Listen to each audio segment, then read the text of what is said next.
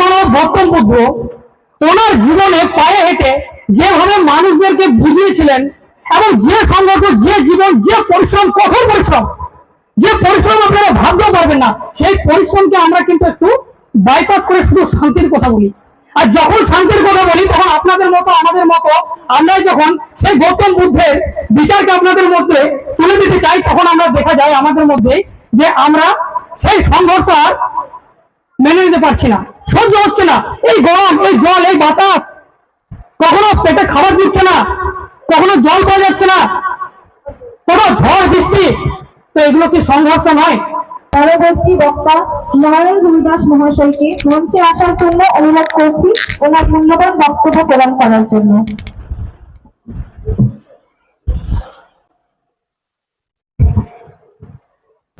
আজ পশ্চিম বর্ধমানের বুকে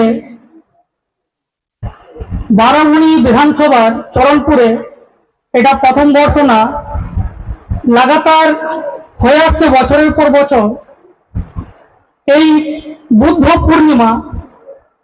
আজকে 2569তম বুদ্ধ পূর্ণিমা, এবং এই বুদ্ধ পূর্ণিমায় আপনাদের সকলকে এবং এখানে যারা আয়োজক এবং গ্রামবাসী সকলকে আমার অভিনন্দন এবং শুভেচ্ছা।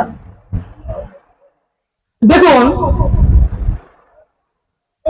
আজকে বৌদ্ধ পূর্ণিমা আমরা অনেক বক্তার কাছে অনেক রকম আমরা শুনলাম, কিন্তু আমি যে বিষয় আমি আপনাদের কাছে ধরতে চাইছি সেটা এমন একটা বিষয়, আমি বহু জায়গা গেছি, বহু প্রোগ্রাম কভারেজ করেছি, কিন্তু একটা বিষয় সবসময় কিন্তু আমরা মিস করে ফেলি, যার জন্য বলা খুব দরকার রয়েছে।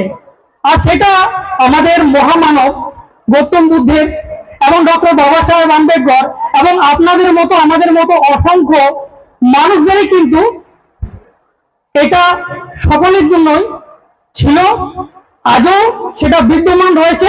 তার প্রুফ আমি আপনাদেরকে দিচ্ছি। দেখুন, আমরা জানি মহামানব গৌতম বুদ্ধ শান্তির প্রতীক।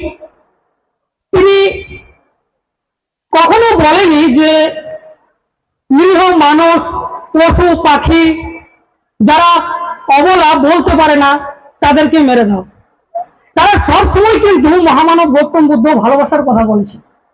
কিন্তু বিষয় কি জানেন, যে মহামানব গৌতম বুদ্ধ ওনার যে সংঘর্ষ, ওনার যে জীবনী শুধু আমরা শান্তির মধ্যেই কিন্তু খুঁজে থাকি, যেটা অত্যন্ত, এটা আমাদেরই ভুল। কেন জানেন, যে কোনো মহাপুরুষ তিনি বিশ্বমাপিক একজন মহাপুরুষ যদি হয়, তার জীবনে কি সংঘর্ষ নেই? আপনি একটা বাচ্চাকে লালন পালন করবেন বাড়িতে, আপনার কি সংঘর্ষ নেই সেই বাচ্চার পেছনে? নিশ্চয় আছে।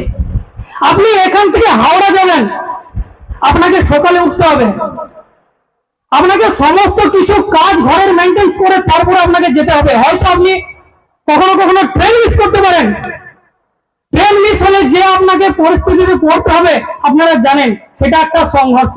যে মহামানব গৌতম বুদ্ধ ওনার জীবনে পায়ে হেঁটে যেভাবে মানুষদেরকে বুঝিয়েছিলেন এবং যে সংঘর্ষ, যে জীবন, যে পরিশ্রম, কঠোর পরিশ্রম, যে পরিশ্রম আপনারা ভাবতেও পারবেন না, সেই পরিশ্রমকে আমরা কিন্তু একটু বাইপাস করে শুধু শান্তির কথা বলি। আর যখন শান্তির কথা বলি তখন আপনাদের মতো আমাদের মতো আমরা যখন সেই গৌতম বুদ্ধের বিচারকে আপনাদের মধ্যে তুলে দিতে চাই, তখন আমরা দেখা যায় আমাদের মধ্যে যে আমরা সেই সংঘর্ষ আর মেনে নিতে পারছি না, সহ্য হচ্ছে না। এই গরম, এই জল, এই বাতাস, কখনো পেটে খাবার দিচ্ছে না, কখনো জল পাওয়া যাচ্ছে না, কোনো ঝড় বৃষ্টি, তো এগুলো কি সংঘর্ষ নয়? এইগুলো জানা দরকার। তো মহামানব গৌতম বুদ্ধের জীবনে, ডক্টর বাবা সাহেব আম্বেদকরের জীবনে এবং জ্যোতিরাও ফুলে, এই বাংলার হরিচাঁদ গুরুচাঁদ ঠাকুর, সন্ত গুরু রবিদাসজি, এরকম অসংখ্য মহাপুরুষ রয়েছে যাদের জীবন সংগ্রাম কঠোর ছিল।